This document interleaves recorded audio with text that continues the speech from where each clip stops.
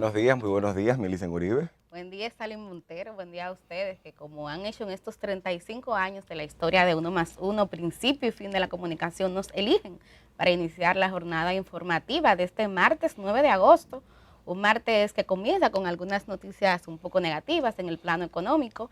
El precio del petróleo volvió a subir, subió ayer un 2% y se coloca nueva vez por encima de los $92. Me refiero al precio del petróleo de Texas, que es el que usamos aquí en República Dominicana. $90.76 es el costo, luego de que la semana pasada se había mantenido bajando, básicamente por el temor de que algunas economías claves, como la de Estados Unidos, la misma Unión Europea, pudieran entrar en una recesión económica y que entonces pudiera disminuir el consumo. A pesar de ello, hay que destacar que venimos de varios días a la baja, con lo cual entonces este pequeño no significa que no sea importante, pero este aumento llega justamente después que teníamos varias jornadas cerrando a la baja, con lo cual sigue siendo una condición óptima y esperanzadora para el contexto. Sí, el tema es la incertidumbre. O sea, todavía tú hacer perspectivas económicas es muy complejo porque commodities claves, como es el caso del petróleo,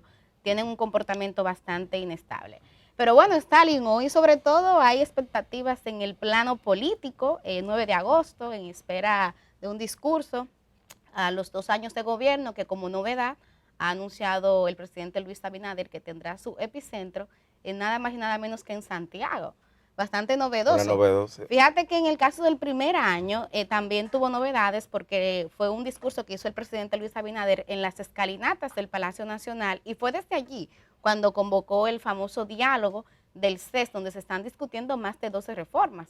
Pues este año hay otra vez novedad y el presidente ha anunciado que se va a dirigir a la nación nada más y nada menos que desde Santiago. Bueno, me imagino que esa República Independiente del Cibao, como siempre, Romeo, está feliz y contenta. Y qué bueno también un poco la descentralización. Sí. Esto es un guiño e incluso me atrevo a asociarlo con lo que acaba de pasar este fin de semana en Colombia, en donde la Asamblea Nacional sale precisamente de la estructura de la institución y se va a una plaza pública en el centro de Bogotá para formalmente juramentar a su nuevo presidente.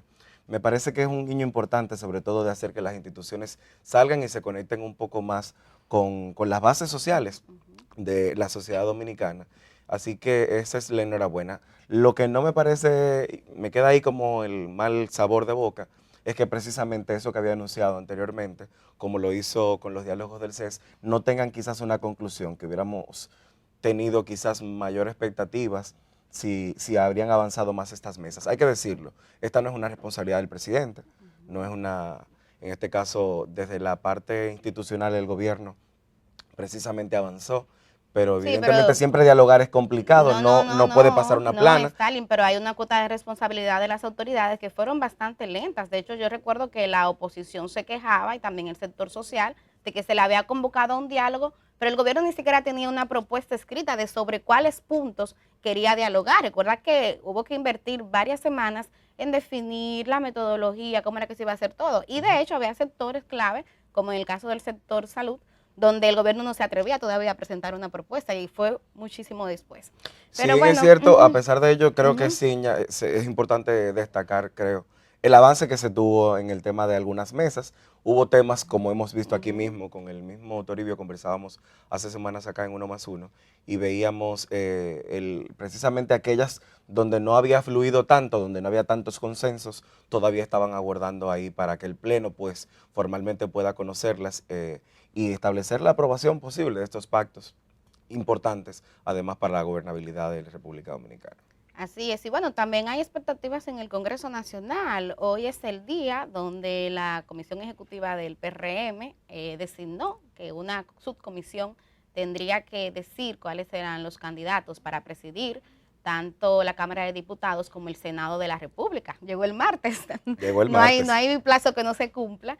Y pues bueno, pues hoy sabremos si la decisión o la propuesta de la comisión es que siga Eduardo Estrella frente al Senado de la República o Alfredo Pacheco frente a la Cámara de Diputados. Yo ya había adelantado aquí en Uno más Uno que creo que con los últimos movimientos que ha hecho el gabinete, que ha hecho el presidente de su gabinete, está muy inclinado a un perfil de gente que no le cause ruido, un perfil de personas que puedan Honestas, comulgar probas. con la honestidad, con la probidad, que le puedan garantizar al presidente un poco de tranquilidad, porque caramba, cuánto desasosiego ha tenido con más de 10 escándalos que tienen que ver con el uso de los recursos públicos. Esa ha sido una de las características principales de este Y dos gobierno emblemáticos en muy sus 2 cercanos años. a su entorno de gobierno, o sea, gente muy Exactamente. cercana al presidente. Yo creo que en el caso de la Cámara de Diputados hay como una especie de consenso, digamos que no verbalizado, aunque no se ha dicho públicamente, pero creo que con el caso de Alfredo Pacheco ese liderazgo está consensuado, incluso por otras fuerzas. Sin embargo, en el caso del presidente del Senado de la República, de Eduardo Estrella, la cosa no pintaba. Vimos ahí el pataleo la semana pasada de algunos legisladores que legítimamente están en desacuerdo y mostraron incluso algunos sus aspiraciones, y efectivamente nos toca esperar al día de hoy para ver qué concluye esta jornada y finalmente qué decisión terminan adoptando al interior del hemiciclo. Así es. Bueno, por otro lado, Stalin, hoy también amanecemos con un nuevo escándalo que tiene como epicentro nada más y nada menos que Higüey. Así es, bueno, un tema por demás bochornoso, pero además peligroso. Cuando escuchaba el audio por vez primera en el día de ayer, me sorprendía porque él mismo pone en evidencia el nivel de impunidad con la que mucha gente dentro de la clase política dominicana sigue actuando, al margen de tener conocimiento de la ley, como es el caso del alcalde de Higüey, que es uno de los audios que terminaba siendo revelado. Esto a la sazón precisamente de una denuncia hecha por un periodista de la zona, que compartía previamente un audio precisamente de las amenazas del jefe de la seguridad municipal, de la famosa policía municipal, y este lo hacía precisamente recordando que había sido develado un audio en un momento determinado. Él expresaba el malestar, expresaba precisamente el cómo no le había gustado que un elemento que se ventilaba en un grupo que él entendía que era interno de la institución, pues podríamos incluso llegar a compartir esa parte, fuera develado hacia afuera. Sin embargo, la forma en la que decía, las amenazas, hablaba de claramente en una figura de golpear, de poder agredir físicamente a la persona que lo identificara, y advertía, dice, yo lo voy a descubrir y cuando yo lo descubra le voy a... Eso es una amenaza. Una amenaza clara. Una amenaza. Vamos a escuchar el audio, Stalin, es solo audio, pero vamos a compartirlo con ustedes. Porque mira cuál es el contexto. Lo que pasa es que a veces los muchachos inmaduros cometen muchos errores y meten la pata. Hay que ver el contexto de cada cosa. Tú me atacas a mí, no pasa nada, tú atacas a cualquiera, pero tú atacas a un pobre militar que viene pasando hambre, de barrio marginado, con problemas, con situaciones que van escalando poco a poco. Y estamos en un país donde no hay garantía de derechos, donde no hay derechos fundamentales, donde cualquiera le llega a esa página, a cualquier político, a cualquier guardia de esto, sin que están jefiando, pero no son ni siquiera jurídicos, y vienen y ese fresco, cancélalo, hombre, que es un mal ejemplo para dar ejemplo con gente, porque al país le gusta dar ejemplo, y lo cancelan y le dañan una carrera a una gente por un disparate, ¿oíste? Entonces yo lo que te digo es, Alcántara es un muchacho bueno, pero yo no tengo control sobre él 100%. ¿Pero qué tú crees que puede él hacer? ¿O qué tú crees que puede pasar donde él tiene ya donde él tiene medio cementerio, para que tú estés claro, ¿viste? Donde en la capital tiene que haber batado como 15 o 20, para que tú sepas con quién tú estás bregando, ¿oíste? Y si tú quieres, tú vas a investigarlo. Y aquí cuando tú en política... Oigan Bueno, eso, o esa es sea, parte de la evidencia. A quien escuchamos precisamente al es al alcalde, sí, a Rafael Barón Duluc, alias conocido Cholitín. conocido popularmente en esta comunidad como Cholitín. Pero eso no se puede quedar así, Stalin. No, o sea, aquí las autoridades tienen que reaccionar, sobre todo el Ministerio Público, de porque manera ahí se oportuna, está amenazando. Hay una amenaza bastante clara.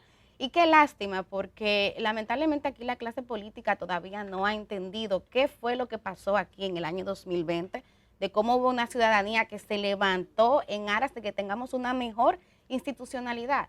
Eso que ustedes escucharon ahí pasa en cualquier otro país del mundo y eso tiene consecuencias serias inmediatas sobre ese alcalde, que en el mejor de los casos hubiese renunciado por un tema de vergüenza propia. Aquí no tenemos tanta costumbre en estos últimos años, que lo hemos visto más, de que los liderazgos políticos se sientan combinados a renunciar. Pero eso no se puede quedar así. Las autoridades tienen que tomar cartas en ese asunto.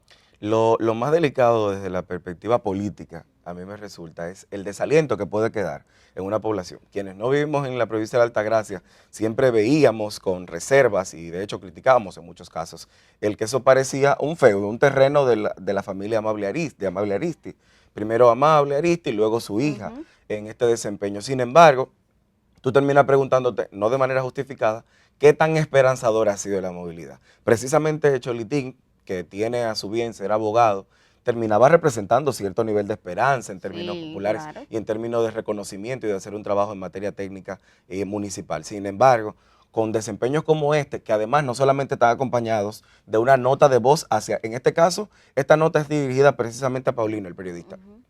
Pero previo a eso, ya había generado algunos movimientos al interior de la alcaldía y posteriormente entonces estableció un comunicado oficial que el comunicado, y eso hay que decirlo de la perspectiva de comunicación, tú no sabes qué termina siendo peor, si este audio que le compartía el periodista amenazado o si el comunicado que oficializó y que compartió en sus redes el sociales. comunicado para mí es peor porque estos actos de violencia, de amenaza, de abuso de poder, porque también hay un audio del seguridad en cuestión, El primero, sí. que fue el primero que se filtró, donde él está amenazando a los otros empleados del ayuntamiento. O sea, si este señor puede pensar y hablar así, es porque se siente respaldado. El capitán Alcántara eso es lo que se llama impunidad. O sea, ese capitán Alcántara siente que cuenta con el respaldo, que es una política oficial definida por la máxima autoridad en ese ayuntamiento. Una máxima autoridad que plantea claramente Claro. el que, mira, este muchacho viene con un prontuario de la capital Sí, y aquí lo buscan para hacer trabajos difíciles. Terrible. O sea, haciendo apología precisamente de la Claro. violencia y de los malos métodos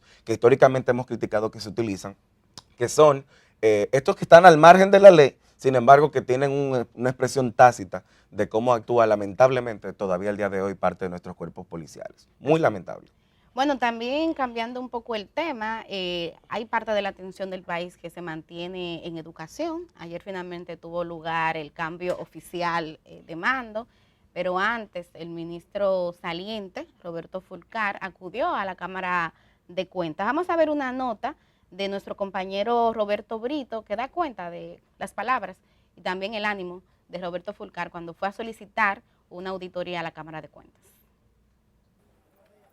Al depositar un documento para la auditoría de su gestión al frente de la cartera educativa, Roberto Fulcar expresó que cada cosa estará en su lugar tras los cuestionamientos que ha recibido a raíz de su destitución. Fue recibido por Gabriel Concepción, encargado de correspondencia de la institución fiscalizadora. Y que el alcance incluya la verificación de los procesos de contratación, ejecución de pagos, adquisición de bienes y servicios, compras, entradas y salidas de inventarios, nóminas, así como cualquier otro renglón de interés. Fulcar llegó a la sede de la Cámara de Cuentas en compañía de los diputados del PRM, entre ellos Julito Fulcar, Heriberto Aracena, Frank Ramírez, Fran Paulino, así como Amado Díaz.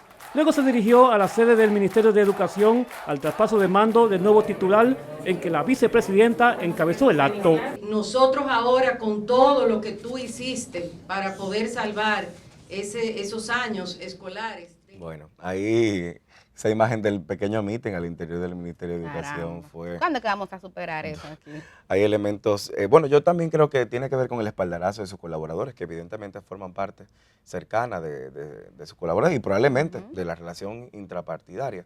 Sin embargo, creo que hay tres elementos importantes a destacar con el caso de Fulcar.